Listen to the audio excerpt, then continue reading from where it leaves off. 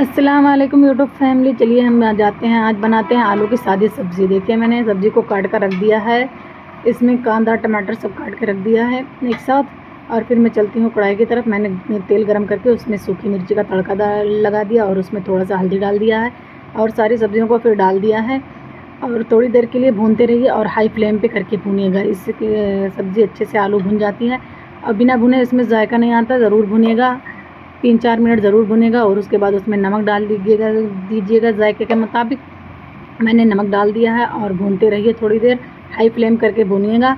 मैं भूनती रही हूँ, 3 से 4 मिनट ज़रूर भून दिएगा। और उसके बाद फिर मैंने पानी डाल दिया है भूनने के बाद और इसको फिर मैं ढक्कन लगा के ढक दूँगी और फ्लेम को स्लो कर दूँगी। इस चला करके ज़रूर मिक्स करिएगा नमक को, क्योंकि नमक कहीं कहीं नहीं मिलते हैं। फिर मैंने ढक्कन लगा दिया है और फ्लेम को स्लो कर दिया है।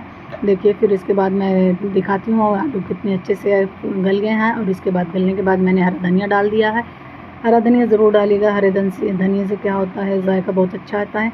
फिर चलते हैं सर्विंग की तरफ। देखिए मेरी सब्ज़ी तैयार हो गई है, मैंने सर्व किया। देखिए आप पराठे के साथ ज़रूर खाइए, बहुत ही टेस्टी और यम्मी बनती है।